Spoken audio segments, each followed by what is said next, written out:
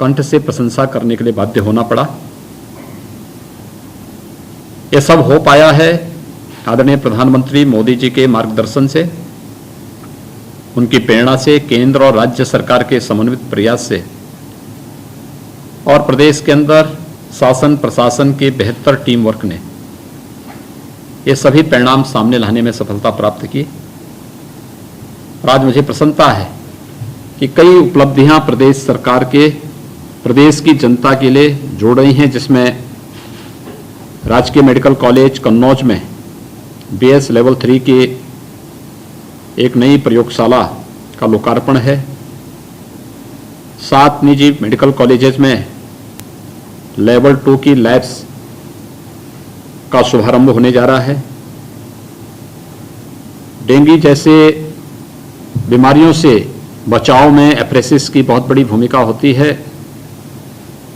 इसके भी उद्घाटन की कार्रवाई कई स्थानों पर हो रही है और प्लाज्मा दान हेतु कोविड-19 के लिए एंटीबॉडी परीक्षण सुविधा का भी उद्घाटन आज प्रदेश के अंदर अलग अलग स्थानों में किया जा रहा है। यानी इन सब की अपनी भूमिका है और उसके लिए हम लोगों ने अपनी तैयारी प्रारंभ की। अब अनुमान करिए, जब कोविड-19 का पहला केस उत्तर प्रदेश के अंदर आया था तो हमारे पास बेड्स भी नहीं थे, टेस्टिंग की सुविधा भी नहीं थी, लेकिन एक प्रयास प्रारंभ हुआ। 23 मार्च को जब प्रदेश में कोविड-19 का टेस्ट प्रारंभ हुआ था तो केवल 72 टेस्ट प्रतिदिन करने की क्षमता हमारे पास थी चिकित्सा शिक्षा के।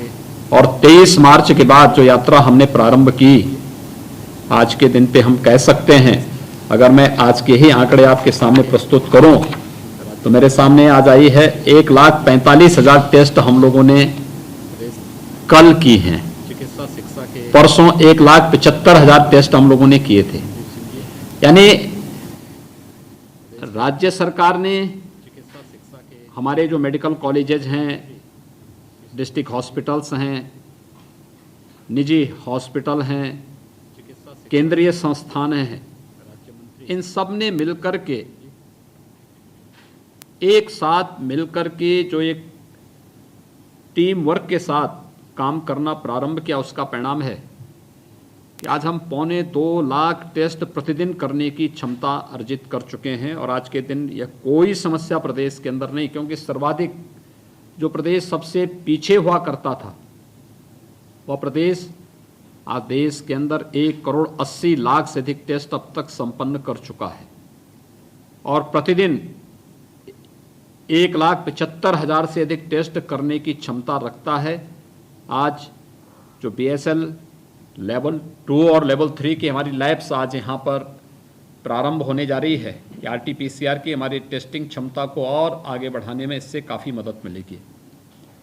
दूसरा, ये जो लैब्स बनी हैं ये केवल कोविड-19 की ही जांच के लिए नहीं होंगी, बल्कि अन्य इस प्रकार की बीमारियों से बचाव में भी इनकी बड़ी भूमिका होगी।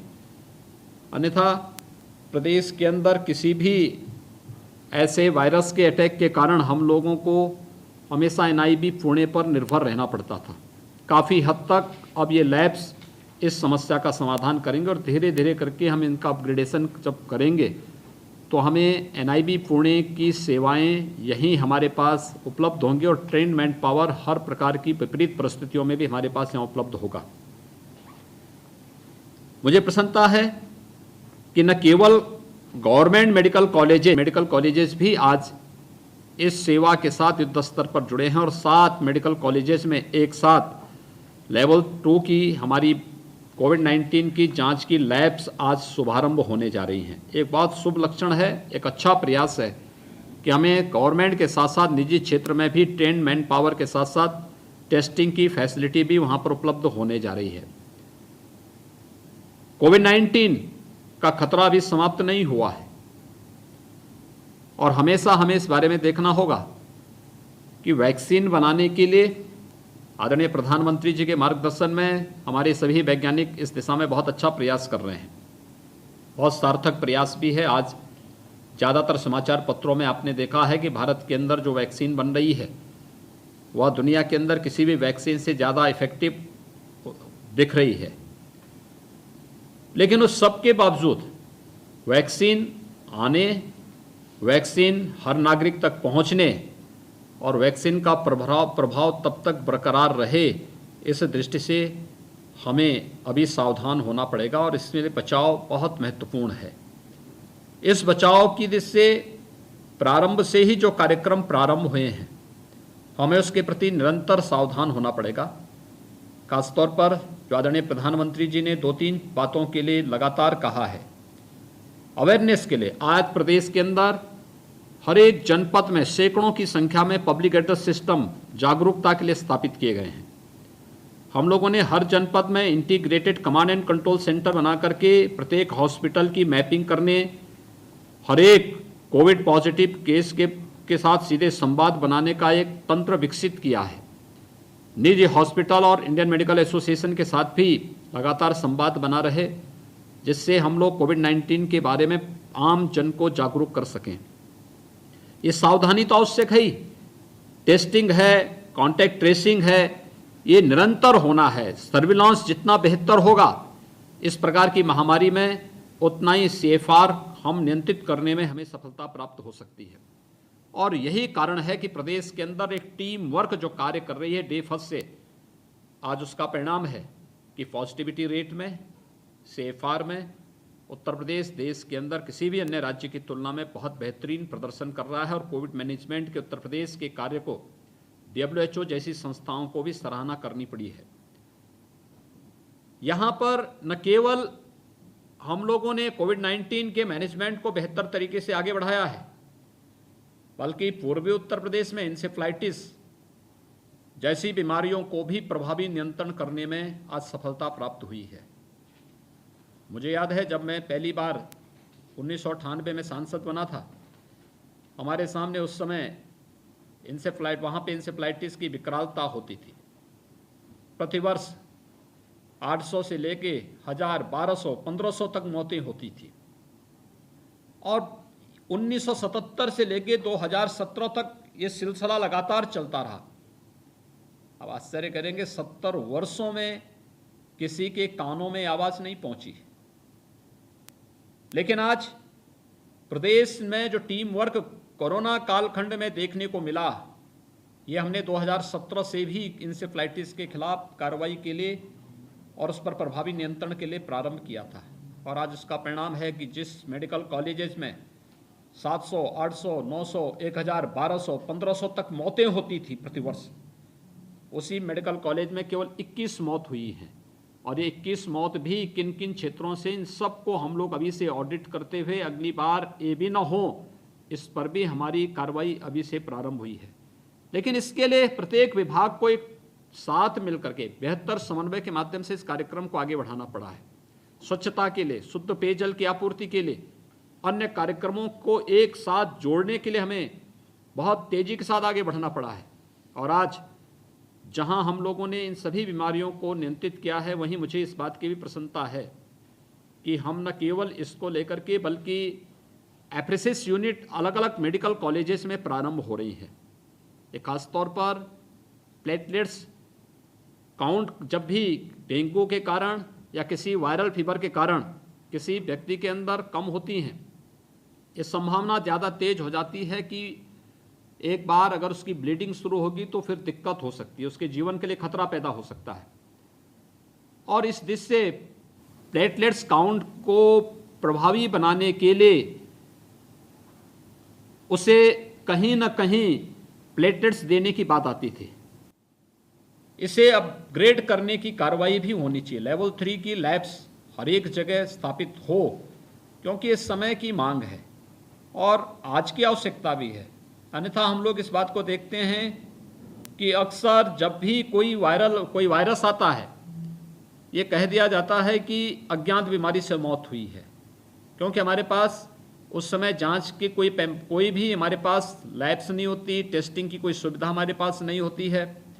और फिर एक समय के बाद जैसे ही वायरस का प्रभाव कम होता है, तब तक जांच आती है तो फिर उसको एक प्रकार से नज़रअंदाज कर दिया जाता है। हर एक नागरिक को जीने का अधिकार है और मुझे लगता है शासन और उससे जुड़ी हुई सभी व्यवस्थाओं का दायित्व बनता है कि वह प्रत्येक नागरिक को स्वास्थ्य की इस बेहतर सुविधा को उपलब्ध कराने के लिए अपना पूरा योगदान दें। मैं आज के इस अवसर पर, जब प्रदेश के अंदर इतनी सुविधाएं एक साथ उपलब्ध हो रही हैं, अलग अलग मेडिकल कॉलेजेस में भी, निजी मेडिकल कॉलेजेस में भी, चाहे वह एप्रेसिस यूनिट का है, डेंगू जैसी बीमारियों में इसकी बहुत बड़ी भूमिका है, और प्लाज्मा डोनेट करने के लिए एंटीबॉडी परीक्षण हेतु जो केमिलुमिनेसेंस विधि का जो उद्घाटन आज यहाँ पे होने जा रहा है, एक बहुत प्रभावी कदम है। मैं इन सब के लिए प्रदेशवासियों को बधाई देता हूँ, अपनी शुभकामनाएं देता हूँ। चिकित्सा शिक्षा विभाग को इन सभी कार्यक्रमों को नेतृत्व देने के लिए न केवल गवर्नमेंट मेडिकल कॉलेजेस में बल्कि प्राइवेट मेडिकल कॉलेजेस में भी इस कार्यक्रम को आगे बढ़ाने के लिए एक बेहतरीन नेतृत्व के लिए चिकित्सा शिक्षा मंत्री श्री सुरेश खन्ना जी, उनके सहयोगी राज्य मंत्री श्री संदीप सिंह जी, विभाग के अपर मुख्य सचिव डॉक्टर रजनीश दुबे जी, हमारे जो विभिन्न संस्थानों के कुलपति, प्रधानाचार्य और उनके हेड्स हैं, इन सब को भी मैं इस अवसर पर एक बेहतरीन कार्य पद्धति के लिए हृदय से बधाई देते हुए धन्यवाद भी देता हूं कि प्रदेश की 24 करोड़ की जनता इन सुविधाओं से लाभान्वित होकर के आने वाले समय में कोविड-19 के प्रदेश के इस मॉडल को अन्य क्षेत्रों में भी आगे बढ़ाने का कार्य करेगी। आप सबके इस बेहतरीन प्रयास के लिए एक बार फिर से आप सबको हृदय से बधाई देता हूं, शुभकामनाएं देता हूं। धन्यवाद। जय हिंद। तो अभी आपने सीएम योगी आदित्यनाथ को सुना। सीएम योगी आदित्यनाथ ने किया बीएसएल लैब का उद्घाटन। 8 महीने से कोरोना से जूझ रहा है पूरा देश। इस दौरान सीएम योगी आदित्यनाथ ने कहा, साथ में प्रदेश अच्छा कार्य कर रहा है, कोरोना नियंत्रण का हर संभव प्रयास जारी है। सीएम योगी आदित्यनाथ ने अपने बयान में कहा, दुनिया सदी की पहली महामारी का सामना कर रही है और इससे प्रदेश लड़ रहा है। हर रोज 1.25 लाख टेस्ट हो रहे हैं, ज्यादा से ज्यादा टेस्ट किए जा रहे हैं, टेस्टों की संख्या बढ़ाई जा रही है। अभी तक 1,80,00,000 से ज्यादा टेस्ट प्रदेश में हो चुके हैं। प्रदेश में कल 1,45,000 टेस्ट हुए हैं। रोजाना टेस्टों की संख्या बढ़ाई जा रही है, वक्त पर बेहतर इलाज दिया जा रहा है। हमारी टीम ने बेहतर काम किया है। सीएम योगी आदित्यनाथ ने मीडिया से मुखातिब होते हुए कहा, वैक्सीन आने तक बचाव जरूरी है और शासन प्रशासन की टीम बेहतर काम कर रही है। तो अभी आपने सीएम योगी आदित्यनाथ को सुना। सीएम योगी आदित्यनाथ ने बीएसएल लैब का उद्घाटन किया है। इस दौरान सीएम योगी आदित्यनाथ ने मीडिया से मुखातिब होते हुए कहा कि 8 महीने से कोरोना से पूरा देश जूझ रहा है और प्रदेश में बेहतर काम किया जा रहा है।